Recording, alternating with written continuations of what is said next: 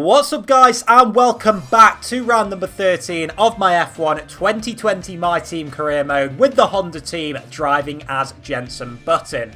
So, Hungary today. Last time out we were at Silverstone. Silverstone, one of my favourite tracks, and unfortunately it wasn't one of my favourite races of this season. If you haven't checked that one out, do click the I button in the top right, because it was quite an interesting race. But for those of you that did check it out, you will know that it was, well, by far and away our worst race of the season. We had to retire. I had some issues with pedals and just generally being very slow around that track. So hopefully we can put that right today. Leave a like if you're enjoying this series. Subscribe if you're new around here. Without further ado, let's get into proceedings. So fortunately we've got a little bit of time between Silverstone and Hungary to regroup, because yeah, we certainly need it after the result last time out. So yeah, we're going to take everyone out for a team building activity, get that department morale up, because I think they need it, because I will be quite depressed after the last race. Also a little bit of weight training for Matsushita to get his pace up and hopefully get him into Q2 for the first time this season. Obviously with that new contract that he got last time out, he's got to up his game now. He's on a big money, so hopefully he can do that. And then finally, yeah, title sponsor venue opening gets us some acclaim and should get us up the levels. Now that Matsushita's signed the new contract, we don't need to really worry about money until the end of the season. So we've got 2.38 million. We're going to spend that on an aero upgrade, facility upgrade. And we're going to do it for the resource point generation, which will get us up to 60 resource points per week generated from the aero department. And yeah, that should be good for getting some more upgrades. And we've got good news on the sponsorship front. We have reached level 10, which means that we can acquire a brand new sponsor to go along with the 3 that we've got already. And it was a little bit of a difficult decision as to who to go for. So I sorted it by weekly income, and the one that came up top was Satellite. And it says, as a team, complete a total of 100 laps during a race weekend. And I was toying with this one, but I thought, I don't think I'd probably do enough laps in practice to satisfy that. Then I thought maybe going back to XXY would be good, because we get a good goal bonus from them. And all it requires is doing all the practice programs, something which we managed when we were sponsored by them. But the one that caught my eye was Sudo, which I think translates to speed in Chinese Mandarin. So I like the logo, and it says achieve the fastest lap in any session. So all that should require is just bolting on the soft tyres and FP1 when everyone else is on their long run programs. So we decided to sign with them, and yeah, hopefully we can get a good bit of a goal bonus, because yeah, it's 350k if we achieve it. As I said, their logo is really nice, and that is what it is looking like on the car, along with our other sponsors. So yeah, looking forward to having that on the car for Hungary. So with all the admin work out the way, we fast forward through time. Our aerodynamics facility is upgraded on time. We've got a chassis upgrade which has come through, the one which failed last time out. And we also have an aero upgrade, something which will be especially important for the Hungaroring with the tight and twisty nature of the circuit. So getting to the track then, we can see that there is a little bit of rain forecast for practice. But yeah, fortunately for the race and qualifying, it's looking like it will be dry. So some predictable conditions for once, which is good. In terms of our rivalry with Esteban Ocon, we had a bit of a disaster last race, so that meant that he surpassed us. But hopefully, fingers crossed, we can get back ahead in the rivalry today with just 2 races remaining. And then as we go to the R&D performance, you can see that morale is good everywhere apart from durability, which is of course good to see. Fortunately, the team building seemed to work in that regard. And in terms of the performance tree, it's looking very good. So those couple of upgrades that we've got on the car this weekend have bolstered us. We were very close to Haas last race. But yeah, we've surpassed Alfa Romeo, and we are truly in that midfield battle once again. In terms of future upgrades, we've got an engine power upgrade, a major one, coming next time out in Belgium, which I'm really looking forward to, because that should give us the best engine on the grid and hopefully propel us closer to the real midfield battle. And just briefly taking a look at what happened in practice, you can see that we ran the practice program for qualifying pace right at the start of FP1 to try and get P1 in the session, and although our time delta was, well, pretty terrible, The reason for that is because it started to rain.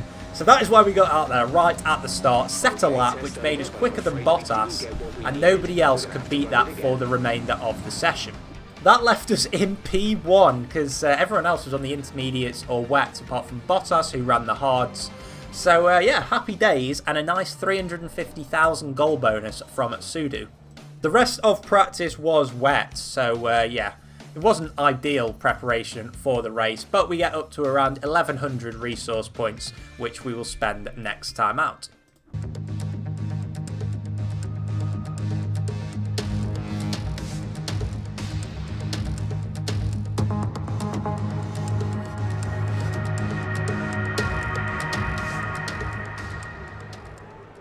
So all the talking is over and it's time to get into qualifying then. And Q1, fortunately, dry. And apart from that one lap, which I showed you and that I did right at the start of FP1, this was my very first lap in the dry around the Hungaroring on F1 2020. So coming around the final corner for our first lap in Q1, it was a 1:17.3, which was all right, nothing special. We were actually slower than Giovinazzi.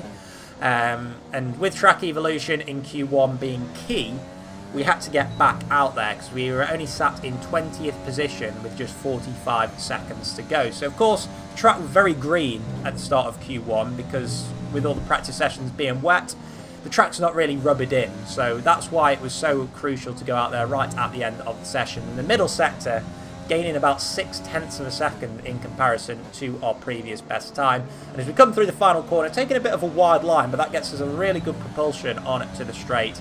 We were 0.8 quicker than our previous best time. And I tell you what, it was a good job we got back out there because we only just got into Q2, 15th place. And the man that was in 16th and just scraped into Q2 as well was our teammate, Nobuharu Matsushita. It's finally paying off. All the training that we're giving him has finally got him into Q2, which I was really, really chuffed with. And now I'm getting towards the end of Q2. At this point, I'm really sort of starting to get this Hungaroring track figured out in terms of braking points, best lines to take in the dry. And this was my best lap from Q2. So yeah, right at the end of the session, going down into turn 1, braking at around 100 metres and just about clipping that inside curb. We don't want to take too much of it. And as we now run downhill into turn 2, braking at around the 50 metre board and taking quite a narrow line through this corner, which then opens up turn 3 for us. And this first sector, about just less than a tenth quicker than our previous best time. We're currently sat in 16th place, so a couple of positions behind our teammate Matsushita. But this is where we can really gain some time compared to our previous best. And you can see almost 0.3 up now as we go through the turn 6 and 7 chicane and into the real technical section of this Hungaroring and a part of the track which we really messed up on our first Q2 lap. And as you can see from the delta, over half a second better as we come through turn 11 and towards the end of sector 2. Just got to keep it tidy now in this final sector. And now we've got 2 hairpins to finish off this track at turn 13 and 14, keeping it narrow through 13 before then flicking it right into the final corner, over a second quicker than our previous best time, patient on the throttle on the exit of turn 14, and across the line we go. And it was good enough for P14, which, to be honest, I think was probably about the maximum we could manage. About half a second quicker than Matsushita. He'll be disappointed that he could only manage 16th in that session, but still pretty good in the sense that he managed to make it through into Q2. And I think we can be relatively happy with P14, seeing that qualifying is definitely not our strongest suit. Unfortunately, we lost out to Esteban Ocon, but hopefully we can get the better of him in the race. Welcome to Budapest once again for another round of the Formula One World Championship.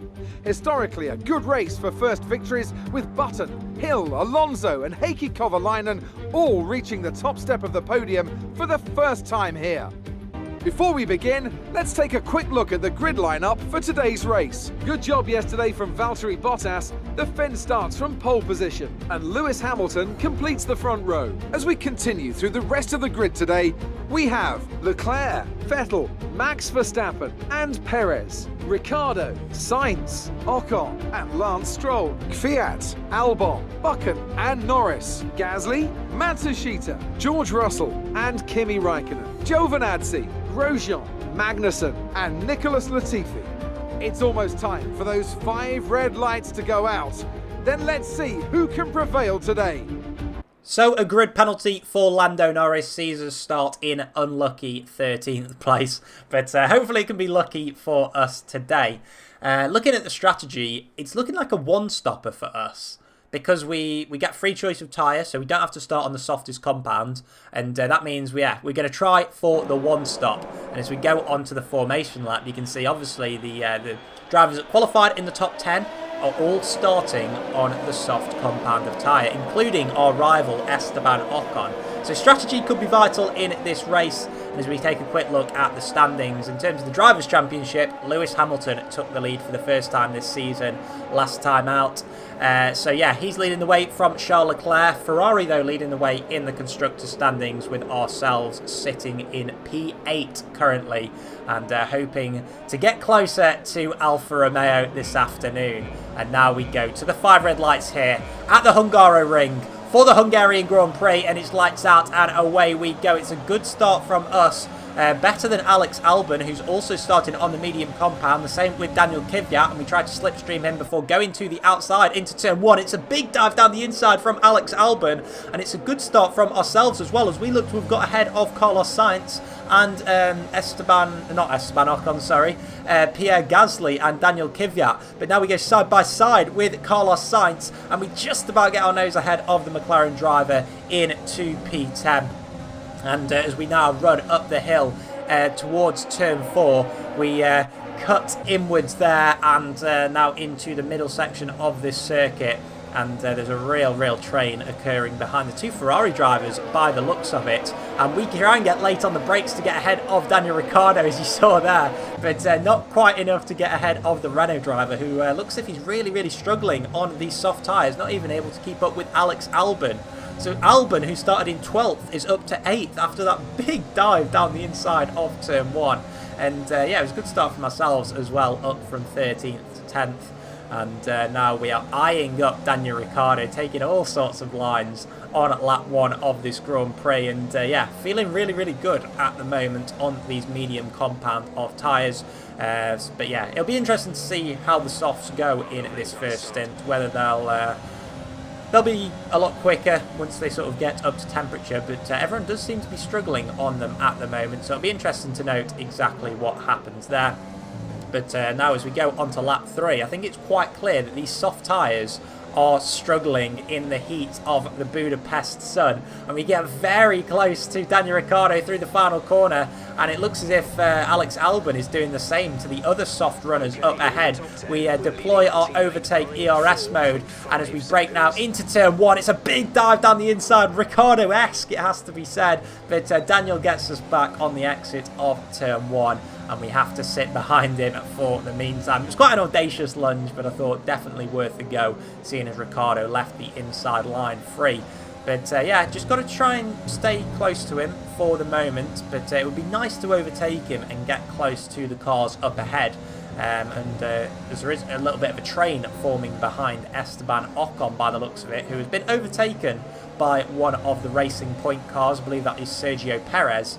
And ourselves, we still find ourselves stuck behind Daniel Ricciardo on lap 5 of this race. It's only a couple of laps, I think, before these soft runners will be coming in to the pit, so it'd be good to get past Ricciardo before that pit window opens. He has the DRS, but so do we, and hopefully our Honda engine can propel us past the Australian. We're going to have the outside line as he goes defensive into there, but he has a half spin, and we probably stop him from spinning by giving him a tap on the back. But it's not enough for him to hold us behind. And yeah, I think we did Ricciardo a little bit of a favour there. It looked as if he was going to spin just like Esteban Ocon did back in the Dutch Grand Prix, all the way back in round 5 of this season. But yeah, fortunately we make our way past him, and we're going to take a look at a replay of exactly what happened from Ricciardo's perspective. So he went defensive into turn 1 by the looks of it, and then just got out of shape, and you can see he sort of got back on the right track, but I think that was as a result of us actually hitting him and making contact, but I couldn't really help it. I didn't expect him to do such a thing. And yeah, we were running so close to him anyway, it was sort of inevitable that there was going to be some contact if he made a mistake. But yeah, fortunately no harm done for either of us, and we turn our attention forwards to Alex Albon and Esteban Ocon. So Ocon really struggling like his teammate on those soft tyres, and I believe he will be in the pits at the end of this lap because Ricciardo came into the pits at the end of lap 6. So we're just trying to stay close, to be honest, to Albon and Ocon for the meantime. There's been a couple of other drivers in it to the pits as well, which has promoted us in it to P7 for the meantime. But yeah, taking a nice little line through that penultimate corner, and Ocon peels off into the pit lane. And now we are unleashed into P6 by the looks of things in this Grand Prix. In fact, no, it's going to be even higher than that because there's a couple of other cars in the pit lane, and that means 4th place for us. And we're just going to try and follow Alex Albon through. So we've had quite a few battles with Albon through the course of this season, but he's looking really, really strong on race day at the moment. And now we have a look at what is happening, and that is George Russell, who is also on the one-stop strategy, ahead of one of the Alfa Romeos. I'm not quite sure which driver it is, but either way, they are currently holding up Lewis Hamilton, Sebastian Vettel, and Max Verstappen, and that is crucial because they are going to be they're all on the two-stop strategy, I think, and they are going to be stuck behind those drivers for a few laps by the looks of it, which is brilliant for us because it allows us to just stretch our legs on these medium compound of tyres and hopefully build up a little bit of a gap. So into the pits comes Sergio Perez and also Valtteri Bottas. So that is the last of the soft runners into the pits, and that releases us into P2 in this Grand Prix. So I think we're due in the pits between about lap 15 and 17. So we've got a good few laps now where we can just pump some laps in and yeah, just go as fast as possible really. So onto lap 11 we go, and you can see the tyre wear's not looking too bad at the moment. It's that front left which really takes a beating around this track. Of course we've got like that last corner is quite heavy on the front left, and the same as I think it's turn 5 at the start of sector 2 as well. But yeah, generally not too bad on the tyre wear. This is the corner that I'm on about, which is quite heavy on the front left. But you can see here on lap 16, not too much understeer through there, although we are just falling off the back of Alex Albon at the moment.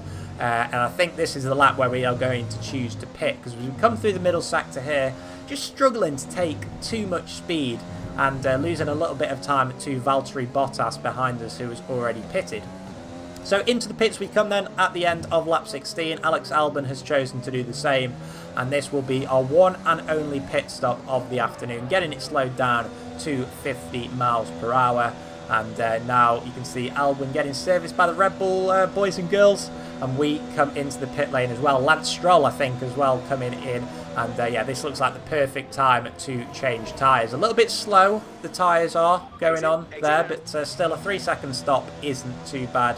And we come out just behind Sebastian Vettel and ahead of Max Verstappen and Charles Leclerc. So showing exactly how much they got held up behind Russell and one of the Alfa Romeos. And now it looks as if Verstappen is hungry to get past us, as he is also on the hard compound of tyres. So I assume he'll be going to the end of the Grand Prix, or at least trying to. But his hard tyres will be a lot more degraded than ours come the end of this Grand Prix. And we just about managed to keep him behind for the meantime. Yeah, a little bit of a struggle as our tyres are starting to get up to temperature. But I think the next couple of laps will really tell us exactly how well we are going to be able to keep Max Verstappen behind. So Verstappen has DRS here at the end of lap 17 and start of lap 18, as I believe our teammate Matsushita is in the pits for his one and only stop of the afternoon. But Verstappen there getting nowhere near ourselves. So I think his hard tyres are now about 10 laps old, and he's really struggling for grip off the final corner compared to us. Of course, we've got fresh tyres, and yeah, just really getting a lot of grip at this stage of the Grand Prix.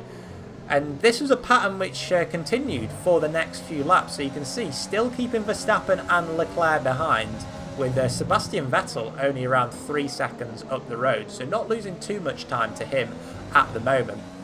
And now you can see that Vettel is in the pits on lap 20 of this Grand Prix. So he's only done about 12 or 13 laps on those medium compound of tyres. So he's going to have to stretch this final set of mediums out a lot further. And he's going to have a lot of ground to make up on ourselves. As, of course, we are not going to be pitting for the rest of this Grand Prix. And we are currently in P4. But Lewis Hamilton is also pitting for the second time in this race, which promotes us to a podium position. So the only two drivers ahead of us are Alex Albon, who's on the same strategy as ourselves, and Valtteri Bottas, who has gone for the soft, hard strategy and isn't planning to pit for the rest of the race.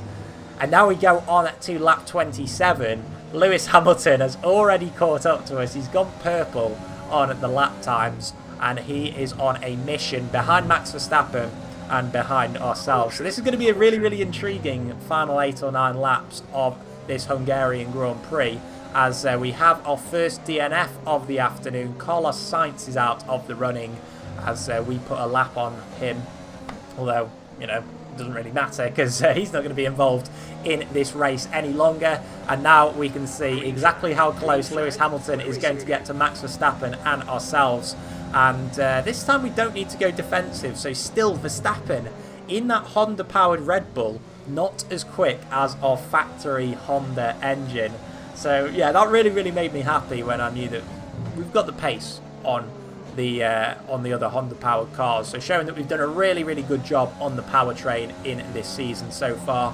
And we've still got around 35% of our ERS remaining, so all we were trying to do was just conserve it through the middle part of the lap where overtaking is nigh on impossible, and then just deploying it down this pit straight and on the run to turn 2 if required as well. But here on lap 30, for the first time, we have to go defensive on Max Verstappen. He's been behind us for about 15 laps now, and that is the first time where he's taken any sort of interest in us as we get to the business end of this race. But fortunately, we just about managed to keep him behind for the meantime, going a little bit defensive into turn 2. And not using any of our overtake mode on the run-up to turn 4 here, as we don't need to keep him behind. But then we go a little bit wide there, as our tyres, I think, just starting to go off, because I didn't seem to brake any later there. But in all of that melee, Verstappen tried to go round our outside, got on the marbles, and now Lewis Hamilton is up to P4. That is not what I wanted, because I really felt like I was keeping Verstappen behind nicely. Whereas Hamilton, I think, will be able to get a little bit better purchase out of turn 14, that final corner, and could put us under a bit more threat on the run down to turn 1. So this will be interesting to see exactly what happens. So we've once again saved our overtake mode, ready for this run out of the final corner, up to 76% as we come through turn 14 now. So we'll be able to deploy it all the way down to turn 1 as Hamilton, around 0.3 of a second behind. Surely he's going to have a run on us into turn 1. We immediately go to the inside, and Hamilton's going to have to go around the outside if he wants to get past us. And we've got to be aware of the switchback as well as we get onto the marbles onto the inside. And now Hamilton trying to go right round the outside of turn 2 here as we break at the 50-metre board, and we're going to try and force him to the outside. We take the racing line, and a lovely bit of late braking there just about holds the podium position for the meantime. But boy, oh boy, it's going to be difficult to do for another 5 laps. Fortunately, though, we managed to do just that for a couple more laps. So Hamilton, I think, just trying to save his overtake mode to launch 1 or 2 last attacks on us.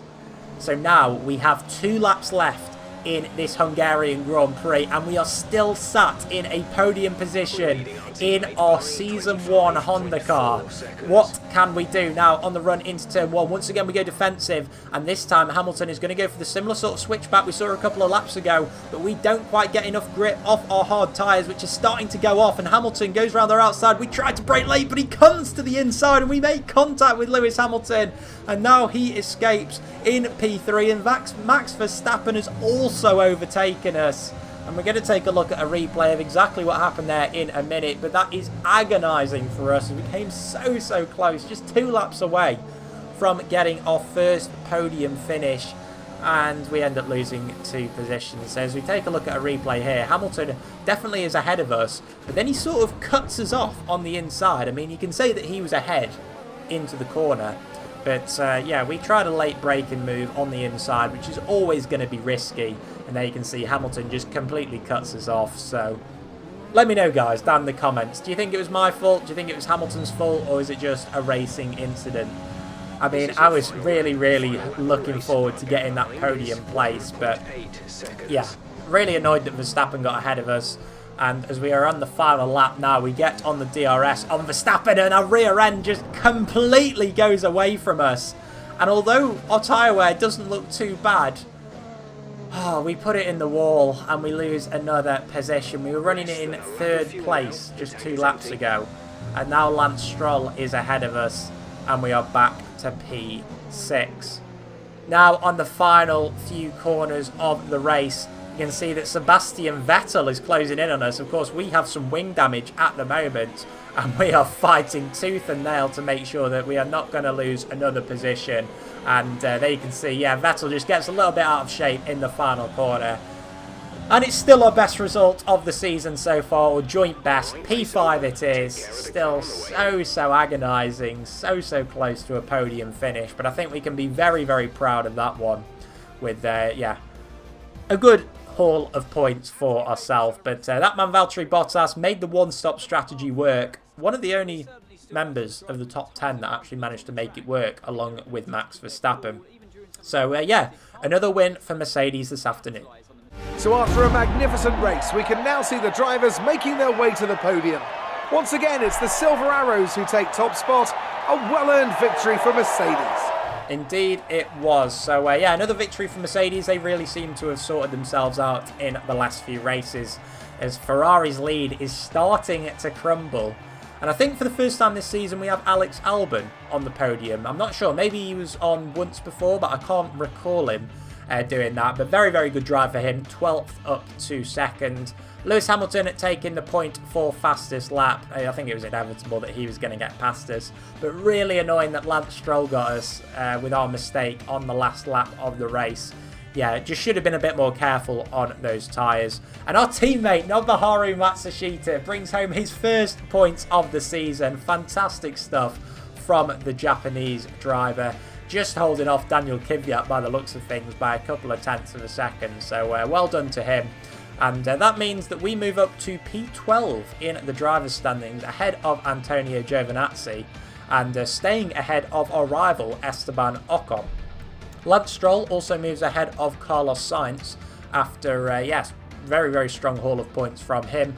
And after all of that, Mercedes are ahead of Ferrari for the first time this season in the Constructors' standings. And we move ahead of Alfa Romeo thanks to those points that we scored.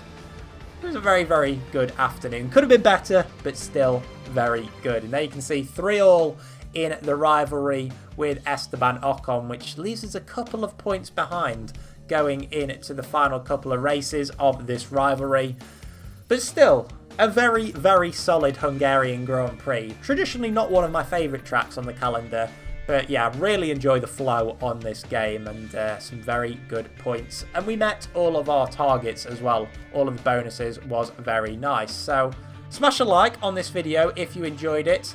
And I will catch you guys next time for the Belgian Grand Prix, where we've got a new upgrade on the car. But until then, guys, do take care. I'll see you then. Bye-bye.